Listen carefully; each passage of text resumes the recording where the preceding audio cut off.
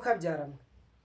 ikimwaro igisebo sinzi uko buri muntu wese noneho iyi weekend ashobora kuyifata mu bijyandanye n'imwe mu mikino cyangwa se umukino wacu wa handball. Ese noneho buri muntu wese aho izi match zahuzaga ibigo bya segonderi, turavuga ubwo cyane cyane tugiye kwibanda ku mukino wabereye hano Kimisagara kuri Maison de Jeune, umukino wagombaga guhuza equipe ya Degi Gituza ndetse n'ikipe ya Ecole Secondaire de Kigoma. Novuga ngo bakoze icyo bita insida imwe itabaho, hamwe bishobora gutuma cyangwa se ari igihombo ku mukino wa handball hano mu Rwanda, kuko sinibaza ko mu abana b'Ikigoma basifuriwe kuriya, yewe ndetse n'umutoza wabo yaba Mudahari Shema Sylvestre ndetse n'umutoza wabo Aimable ariwe ukunda kuba hafi cyane, dore ko ari bari kumwe mu buzima bwa buri munsi. Ariko nukuvuga ngo batahanye icyo bita igikomere, aho nuvuga ngo match kimara kurangira, nuvuga ngo n'umukino buri umwe wese atashye. Sinzi ko niba ari n'umuntu wakagombye gufata cyangwa se ari bumwe icupa Kimisagara, nukuvuga ngo abacuruzi baho tuvuge ko barahombye muri rusange, kuko nta muntu n'umwe wegeze yumva buryo ki umwe mu basifuzi cyangwa se bamwe mu basifuzi, ubwo ndavuga pair cyangwa se arbitrage, abasifuzi babiri, kuko bari ababitre babiri, arbitre principal b'imbere mu kibuga ari we uwo bita Uzarama Maurice ndetse na Muhire Alphonse. Abasifuzi uwo bita Maurice n'uwo bita Muhire Alphonse bakoze icyo bita insida, sinzi uko nabivuga mu Kinyarwanda, ariko nongeye kubabwira ngo na n'ubu ngubu abantu bose menya bakiri Kimisagara bibaza ngo se aba basifuzi noneho ni bwoko ki, ni gatumwa bwoko ki. Mbere yuko rero ubwo zariza camake gakeya kugira mbere ko twinjira mu mukino, ese umukino watangiye gute, warangiye gute, niki kintu cyaje kiranga uyu mukino. Mbere na mbere equipe nuvuga ngo hari icyo bita itsinda cyangwa se imikino ya segonderi yarigeze mu mafaze yayo, ariko hari tutagiye kure, hari icyo bita itsinda ry'umujyi wa Kigali ryarigizwe n'abakipe atatu, equipe ya Ecole Secondaire de Kigoma dore ko yihedinze rino tsinda, hakazaho n'ikipe ya GS Gatunga ariyo equipe yari yakoro Oasis cyangwa se ya Perezida Alfred cyangwa se Perezida wa Ferwahandi Alfred Twahirwa, yewe ndetse hakazamo n'ikipe yabaye iya gatatu muri East cyangwa se aho bita Iburasirazuba, hariya mu nce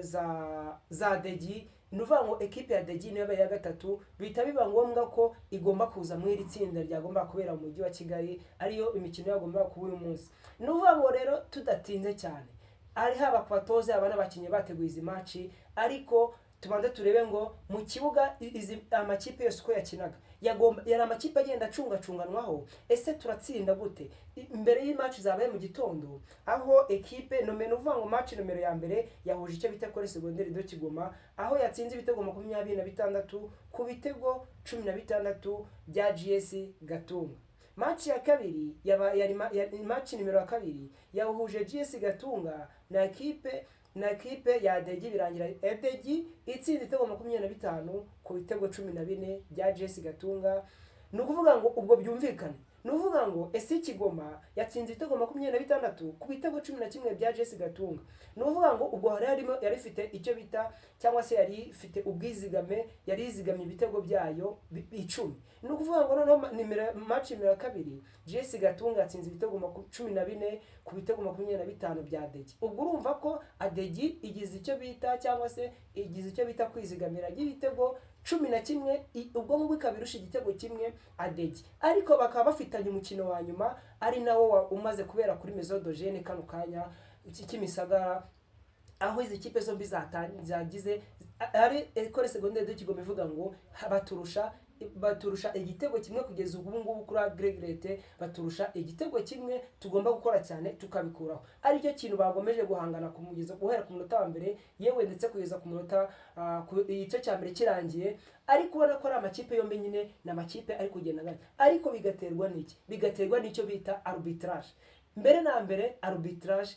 umuntu wese yaba ari umufana ukunda umukino wa handball, mbere yuko tugera aho ngaho, uyu mukino n'umukino warebwe n'abantu batari bakeya, amakipe yose mu Rwanda, dore ko amenshi yari afite ropo cyangwa se yari afite nuvuga ngo nta mikino myinshi, nuvuga ngo nta mikino yari ifite, yaba APR Handball Club, yaba Police Handball Club, ye ndetse n'andi makipe menshi cyane nta mikino yari afite ino weekend. Ariko ari nabyo byanatumye n'abayobozi benshi cyane, yaba perezida wa Ferwahan, perezida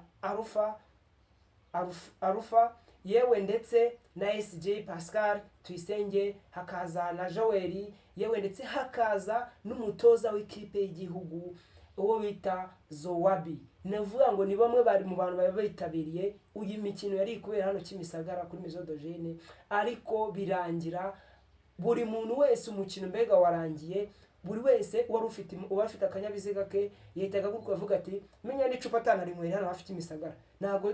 abandi bahasigaye bose ari abafana, yaba abakinnyi bamwe na bamwe, bose base basigara mu dukundi bavuga ngo ese aba barubitre turi kubona badusifira imikino bari bamwe mu barubitre bari bitezweho ko bashobora kugraduatinga bakaba bajyanwa mu yindi level, dore ko yaba Maurice ndetse na Muhire, ariko cyane cyane Maurice akaba ari umwe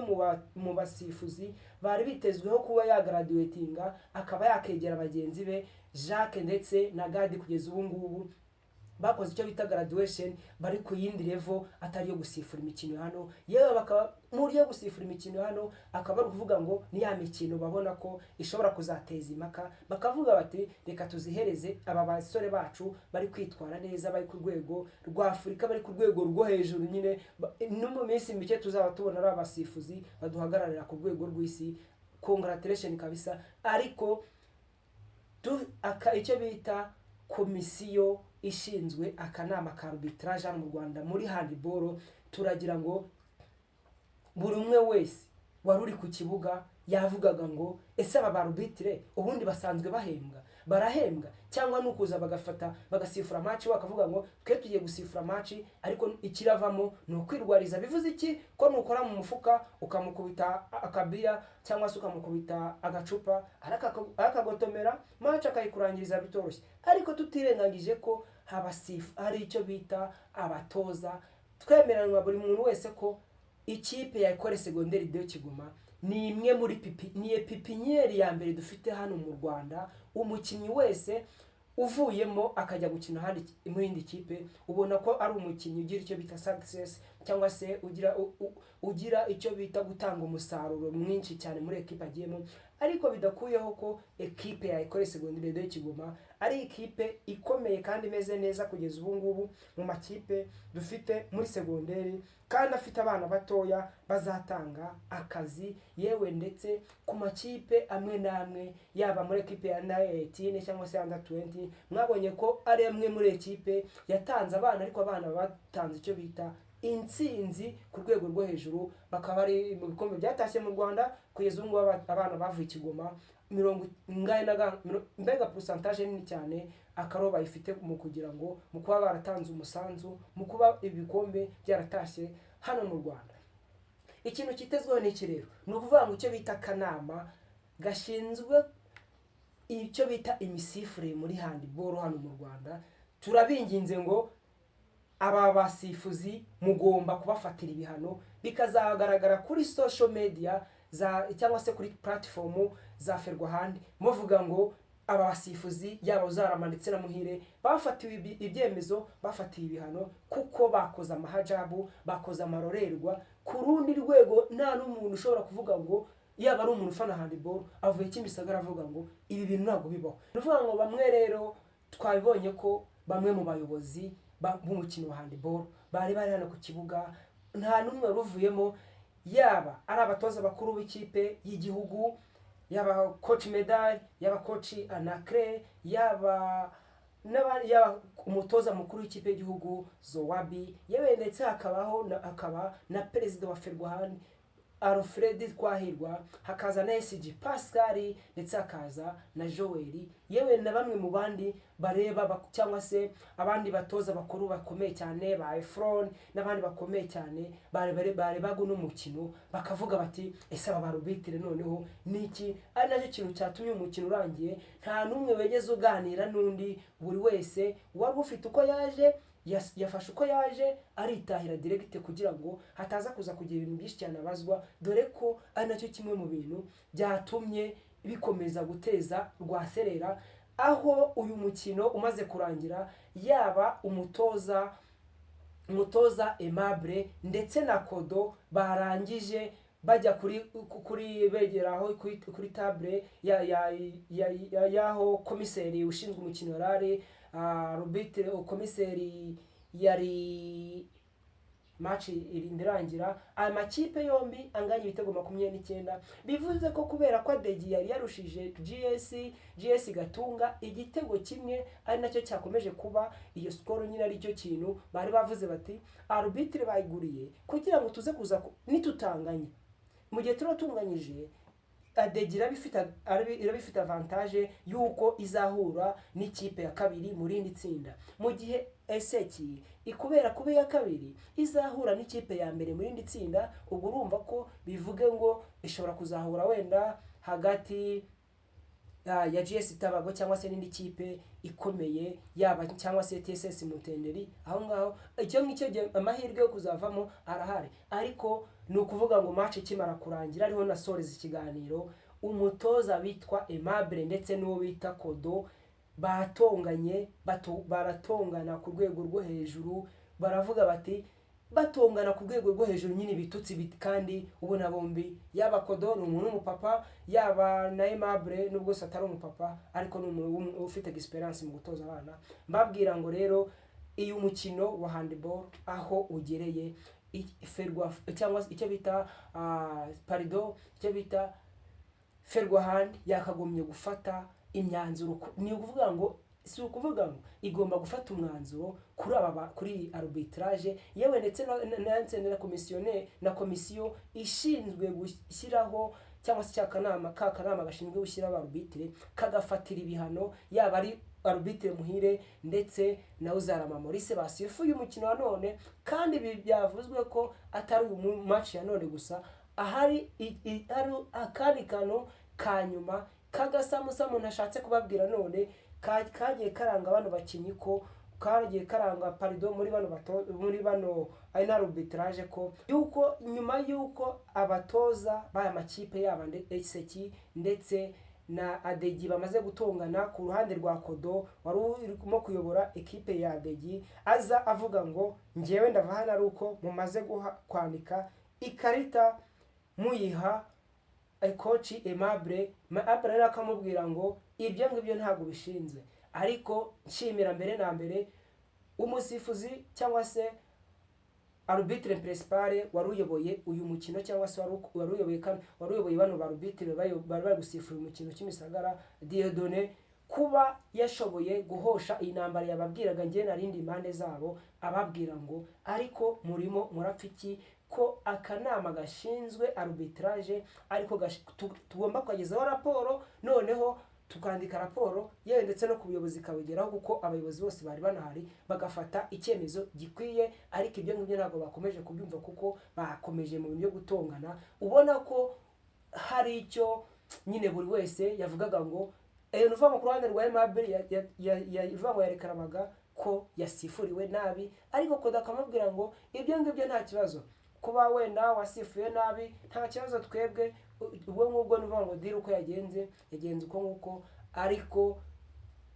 abanyarwandakazi buri muntu wese ukunda handball, iyo nuvuga ngo ikintu bita